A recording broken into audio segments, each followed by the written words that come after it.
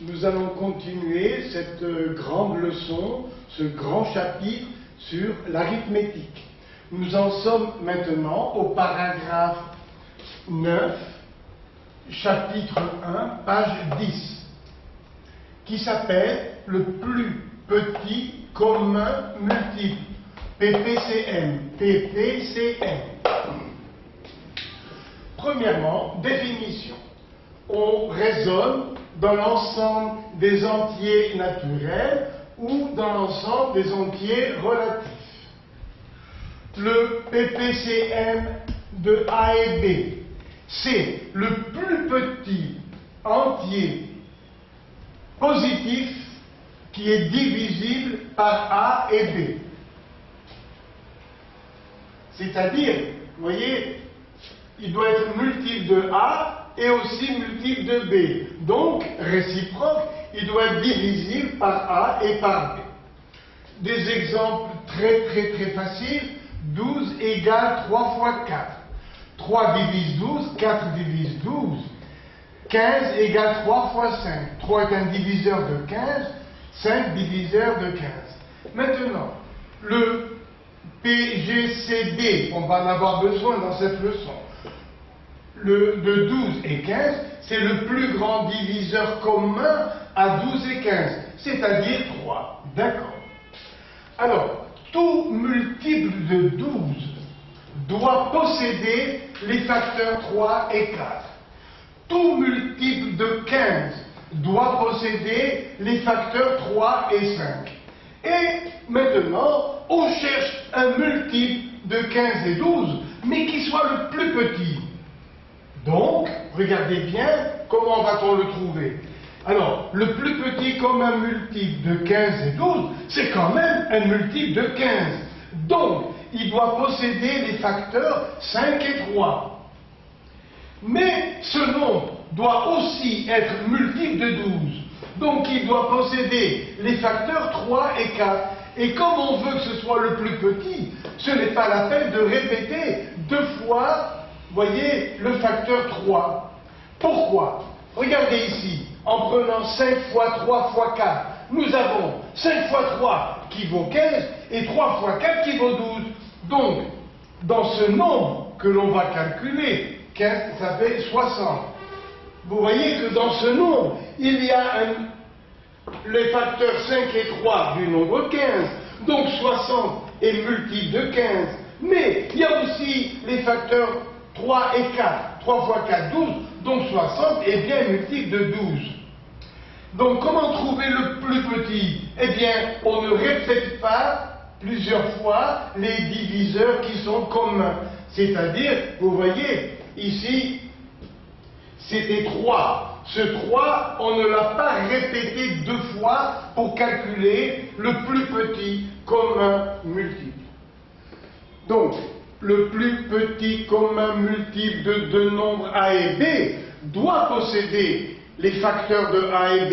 Il doit posséder donc le minimum de ces facteurs, c'est-à-dire qu'on ne répétera pas 2 fois un diviseur commun.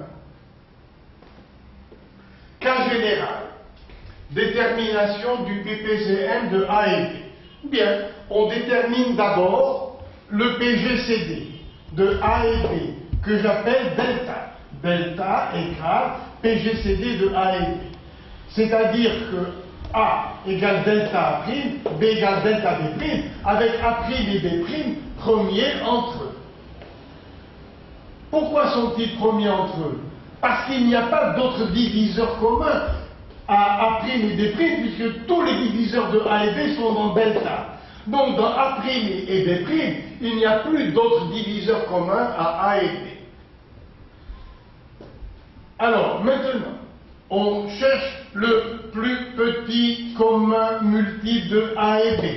Bien, j'ai dit tout à l'heure, il faut qu'il y ait les facteurs delta et A'. Les voilà. Mais ce nombre doit être aussi multiple de B. Donc il faut qu'il y ait les facteurs delta et B'. Mais comme on cherche le plus petit, il n'est pas nécessaire donc de répéter 2 fois delta. Donc le plus petit commun multiple de A et B, c'est en valeur absolue. Pourquoi? Pourquoi? Parce que les mathématiciens ont décidé que le PPCR soit positif. Et comme A et B peuvent être dans l'ensemble Z, alors on prend la valeur absolue. Alors donc, à quoi est égal le PPCM de deux nombres A et B? Eh bien voilà la réponse. On ne répète pas delta deux fois. Pourquoi? Parce que on cherche le plus petit des multiples. Avec A' delta, on a A, avec delta B' on a B. Donc ce nombre est multiple de A, il est multiple de B, mais c'est le plus petit parce qu'on n'a pas répété delta. Et voilà donc le plus petit commun multiple M de deux nombres A et B. Maintenant, des remarques. Si je multiplie et je divise par delta, ici nous avons A, là nous avons B. Donc AB, c'est le produit des deux nombres, divisé par delta. Donc petit m, c'est le produit AB en valeur absolue, divisé par delta. Ça rend service, bien sûr, dans les exercices. Donc, première formule, à quoi est égal le PPCM de deux nombres A et B? Eh bien, c'est la valeur absolue du produit des deux nombres divisé par leur PGCD. Encore une formule qui rend service dans les exercices. Regardez, nous allons faire le produit en croix. Donc, m que multiplie delta, m que multiplie delta, égale la valeur absolue du produit. Donc, la valeur absolue du produit de deux entiers est égale au PPCM, à leur PPCM, que multiplie leur PGCD. Le produit, la valeur absolue du produit de deux nombres, est égale au produit de leur PPCM par leur PGCD. Et ici, à quoi est égal le plus petit commun multiple, c'est la valeur absolue du produit divisé par delta. Regardez pourquoi. Voilà le PPCM. Je multiplie par delta, je divise par delta. Là, je retrouve A, je retrouve B. Donc, c'est le produit AB divisé par delta. Donc, M égale le produit AB en valeur absolue divisé par delta.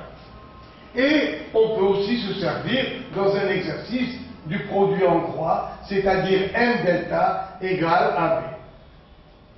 Le produit du PPCM de deux nombres par leur PGCD est égal à la valeur absolue du produit de ces deux nombres. Et voilà pour le début de la leçon. Alors, propriété maintenant. Si A divise C et B divise C, alors le PPCM lui aussi divise C.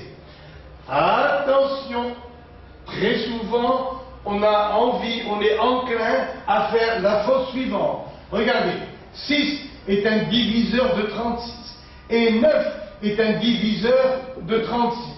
Attention, ne dites pas que 6 fois 9 divise 36. 6 fois 9, ça fait 54. Et 54 n'est pas un diviseur de 36, c'est évident. Il le dépasse. Attention encore. Donc, regardez l'exemple, le contre-exemple. 6 divise 36 et 9 divise 36. Ne dites pas que 6 fois 9 divise 36. Attention. Alors, donc, théorème, le vrai, le voilà. Si A divise C et B divise C, alors le plus petit commun multiple de A et B divise C. Ça, d'accord. Bien. Donc voilà le piège où il ne faut pas tomber. Un petit exemple. Alors voici deux nombres A et B que l'on a décomposés en facteurs premiers. Quel est leur PGCD? Le plus grand commun diviseur. Ici, le diviseur commun, c'est 2 au cube. Ici, le diviseur le même, c'est 3 puissance 4. Ici, c'est 5 puissance 4. Et 7 et 11 à laisser tomber parce qu'ils ne sont pas communs. Donc, comment trouver le PGCD de deux nombres décomposés en facteurs premiers, eh bien, on écrit les facteurs communs affectés, ça veut dire auxquels on donne la puissance la plus petite. Le PPCM, maintenant, le plus petit commun multiple de deux nombres. J'ai dit tout à l'heure, il faut qu'il soit multiple de A et multiple de B. Du moment qu'il doit être multiple de A, je reprends A tout entier. Le voilà. Voilà A. Mais il doit être aussi multiple de B. Et dans B, 3 est à la puissance 7. Donc au lieu de 4, je mets 7. Ici, là, 2 puissance 5 c'est le plus fort, 3 puissance 7 c'est le plus fort, 5 puissance 6 c'est le plus grand, 7. Et puis, regardez, ici, dans ce nombre, ce nombre est compris dans celui-là. Mais il n'y a pas le 11, alors on l'ajoute, pour que ce nombre soit à la fois multiple de A et de B. Alors, je recommence. Pour trouver le plus petit commun multiple de deux nombres, eh bien, il faut qu'il y ait, voilà, je le refais ici, il faut qu'il y ait tout le premier nombre, 2 puissance 5, 3 puissance 4, 5 puissance 6 et 7. Voilà, il doit être multiple du premier, mais il doit être aussi multiple du deuxième. Ça veut dire 2 puissance 3, il est là-dedans. 3 puissance 7, donc vous enlevez 4 et vous mettez 7. Après, 5 puissance 6, le voilà, c'est le plus grand, parce que 5 puissance 4 est compris dans 5 puissance 6. Et on complète avec 11. Voilà comment on fait. Donc, pour trouver le PPCM de deux nombres A et B écrits, vous voyez, sous forme décomposée, eh bien, on prend tous les facteurs affectés de la puissance, vous voyez, la plus grande. Il faut prendre tous les facteurs des deux nombres avec la puissance la plus grande. Voilà, c'est terminé pour ça. Nombre premier. Un exemple. 13 égale 13 fois 1.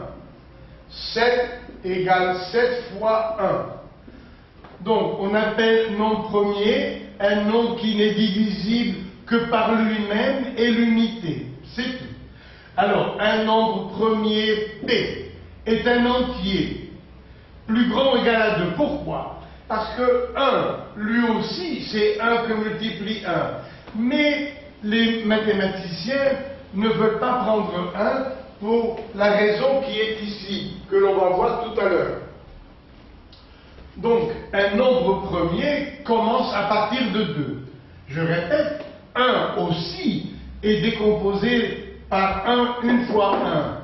Mais les mathématiciens n'ont pas voulu inclure 1 dans l'ensemble des nombres premiers.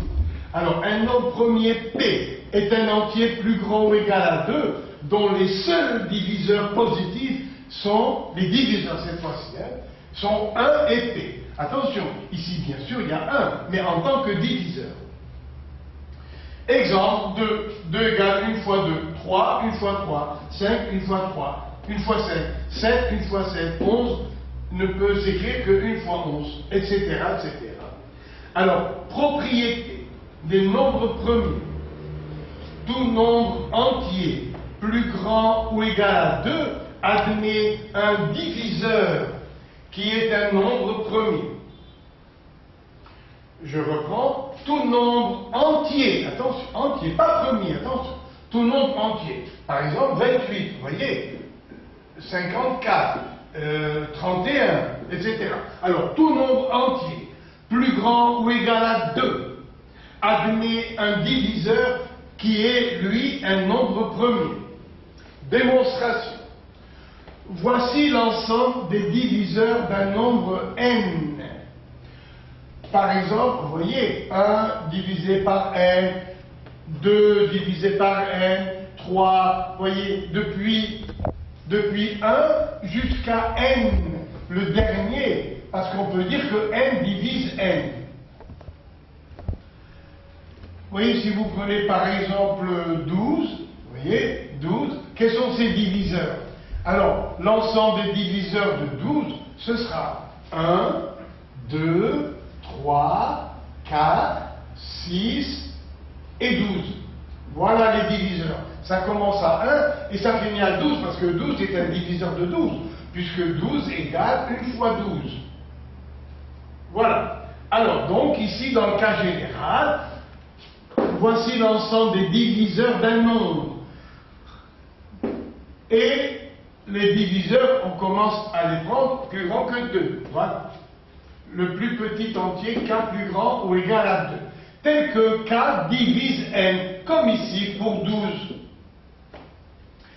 Désignons par p le plus petit entier, k, mais quand même plus grand que 2, tel que k divise n. Donc, parmi tous les diviseurs, il y en a un qui est plus petit que les autres. Par exemple, ici, c'est 2.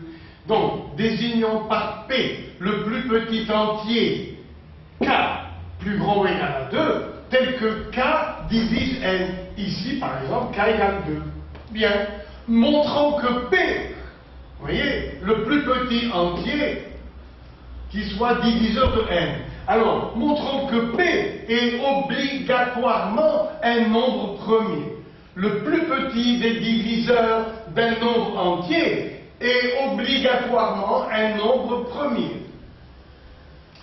Démonstration par l'absurde. Ça veut dire qu'on suppose le contraire. Supposons que P ne soit pas un nombre premier. Donc, il admet des diviseurs. Il admet alors au moins un diviseur Q, tel que Q compris entre 1 et P. Donc, je répète, P n'est pas premier. Du moment qu'il n'est pas premier, par exemple 15, il admet comme diviseur 3, 5, voilà. Alors, supposons que P ne soit pas premier. S'il n'est pas premier, il admet un diviseur Q. Donc, voilà P. On suppose que P n'est pas premier. Alors, il admet un diviseur Q compris entre 1 et P. Ici, 3 est compris entre 1 et 15. Bien. Alors, Q, vous voyez, est un diviseur de P. Q divise P. Et P, c'est un diviseur de N. C'est l'un de ces nombres, P. Désignons par P le plus petit entier, tel que K divise N. Voilà. On prend le plus petit. Donc, par hypothèse, Q divise P. Et P divise N. Bien. Donc, Q divise N. Mais alors, Q est plus petit que P. C'est un diviseur de N qui est plus petit que P. Voilà. Donc, P n'est pas le plus petit, c'est le nombre Q. Donc, on arrive à une contradiction, puisque par hypothèse, qu'est-ce que c'est que P? Par hypothèse, P, c'est le plus petit entier qui vaut K sur N et qui divise P. Mais là, on vient de voir, dans la démonstration par l'absurde, que si on admet le contraire, supposons que P ne soit pas premier, alors, s'il n'est pas premier, il admet un diviseur Q qui lui est plus petit. Donc, Q plus petit que P, et P divise N, donc Q divise N. Donc voilà un diviseur Q de N qui est plus petit que P, ce qui est contraire à l'hypothèse, puisque par hypothèse, P est le plus petit des diviseurs de N. Voilà. Donc, P, puisqu'on est arrivé à une conclusion contraire à l'hypothèse, donc P est bien un nombre premier qui divise N. Une autre proposition. Il existe une infinité de nombres premiers. Bien, encore une fois, démonstration par l'absurde. Ça veut dire qu'on va supposer que la quantité de nombres premiers, on va supposer qu'il y a un nombre fini qui s'arrête. Un nombre fini de nombres premiers. Alors, donc, théorème, il existe une infinité de nombres premiers. Pour la démonstration, on l'a fait par l'absurde. Ça veut dire, on suppose que le nombre de nombres premiers est fini, qui s'arrête. Alors, supposons qu'il n'y ait qu'un nombre fini, n, de nombres premiers. Les voilà. P1, bien sûr, ça commence par 2, par 3, etc., jusqu'à n. Voilà, Pn, le nème. Donc, supposons qu'il y ait un nombre fini n qui s'arrête de nombre premier. Bien. On considère maintenant le nombre entier grand N égal au produit de tous ces nombres auxquels on ajoute 1. Bien. Alors, N admet un diviseur premier. L'un d'entre eux, le voilà, je l'appelais PI. I veut dire indice. C'est la première lettre du mot indice. Donc, l'un d'entre eux est un nombre premier. Donc, grand N admet un diviseur PI. PI plus grand ou égal à 2. Alors, donc, grand N est un nombre entier. D'après les théorèmes de tout à l'heure, tout nombre entier, regardez, tout nombre entier plus grand ou égal à 2 admet un diviseur qui est premier. On l'applique ici. Donc, voilà un nombre entier, le voilà. Donc, il admet un diviseur qui est, vous voyez, un nombre premier. Donc, grand N admet un diviseur premier PI, parmi, vous voyez, tous les diviseurs qui sont là. Bien, PI divise grand N. Voilà, grand N. Donc, nous supposons que ce nombre grand N admet, vous voyez, un diviseur PI. Il peut être là, il peut ne pas être là, mais en tout cas, voilà, on va l'appeler PI. PI plus grand que 2. Tout ça parce que c'est un nombre entier. Donc il admet un diviseur premier. Alors, PI est un diviseur de grand N. Donc PI divise grand N. Et PI divise, voilà, je l'ai pris ici, l'ensemble, vous voyez, des nombres P1, P2, PI, Pn. Donc PI divise ce produit. Parce que PI, c'est l'un de ces nombres. Donc il divise tout le produit. Donc PI divise leur différence. Lorsqu'un nombre divise deux autres, eh bien, il divise aussi leur différence. Donc, PI divise ce nombre qui est là, grand N, et il divise aussi le produit. Donc, PI divise leur différence. Si on fait la différence entre grand N et ce produit, c'est 1. Donc, la seule valeur possible pour PI, PI divise 1. Donc, PI égale 1. Ce qui est contraire à l'hypothèse, puisque nous avons supposé PI plus grand ou égal à 2. Et ici, on en a déduit que PI égale 1, ce qui est contraire à l'hypothèse. Parce que, par hypothèse, PI est un premier plus grand ou égal à 2. Regardez, tout nombre entier plus grand ou égal à 2 admet un diviseur qui est un nombre premier. Qu'est-ce que c'est qu'un nombre premier? C'est un entier plus grand ou égal à 2, qui n'admet d'autre diviseur que lui-même et l'unité. Donc, nous sommes arrivés à une conséquence contraire à l'hypothèse. Ça veut dire donc que cette affirmation est vraie. C'est celle-là qui est vraie. Parce que le contraire aboutit, vous voyez, à une absurdité. Alors, je recommence ici. Proposition. Il existe une infinité de nombres premiers. Bien. Démonstration par l'absurde. Alors, supposons qu'il n'y ait qu'un nombre fini qui s'arrête. N de nombres premiers. Voilà. Ça s'arrête. Alors, voilà donc, tous les nombres premiers sont là. Mais, d'après ce qu'on a dit ici, tout nombre entier admet un diviseur qui est premier. Donc ce diviseur qui est premier, il est automatiquement dans cette série. Pourquoi? Parce que là on écrit tous les nombres premiers jusqu'à n.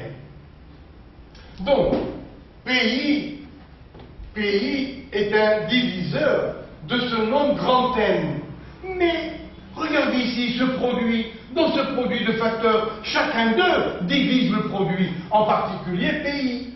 Donc, PI divise grand N, c'est-à-dire ce produit plus 1, et il divise ce produit. Donc, il divise la différence. Donc, PI divise leur différence qui est 1. Et quel est le seul et unique diviseur de 1? C'est lui-même. Donc, PI égale 1. Et voilà. Donc, c'est ce qui est contraire à l'hypothèse, parce qu'on a dit que PI, le nombre premier, tout nombre premier, est un nombre plus grand ou égal à 2. Et ici, on trouve PI égale 1, ce qui est contraire à l'hypothèse. car tout nombre premier est plus grand ou égal à 2. Du moment qu'on a supposé l'absurde, on est arrivé à une contradiction, donc il existe une infinité de nombres premiers. Ils ne sont pas finis, les nombres premiers. Alors, tout à l'heure, donc, nous venons de voir qu'il y a une infinité de nombres premiers. Une petite remarque. Comment savoir si un nombre est premier? Eh bien, on admet ce résultat. Il suffit de s'assurer qu'il n'a pas de diviseur premier, nombre premier, plus petit ou égaux à racine de n. La racine de n. Je répète. Comment savoir si un nombre n est premier? Eh bien, on admet ce résultat. Il suffit de s'assurer que ce nombre n'a pas de diviseur premier plus petit ou égaux à racine de n. Un exemple. n égale 317. Racine de n vaut 17,8. Alors, quels sont les nombres premiers p plus petits ou égaux à racine de n? C'est-à-dire p plus petit ou égal à racine de n, c'est-à-dire à 17, jusqu'à 17. Quels sont-ils? 2, 3, 5, 7, 11, 13 et 17.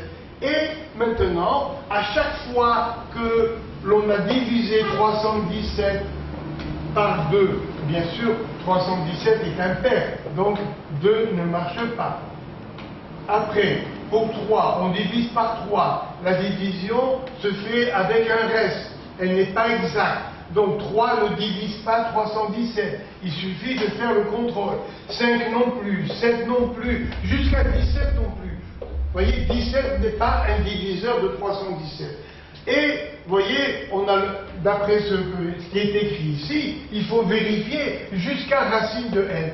Alors, voilà tous les nombres premiers plus petits ou égaux à 17, aucun de ces nombres ne divise n, donc 317 est un nombre premier. Et on continue. Alors, une proposition.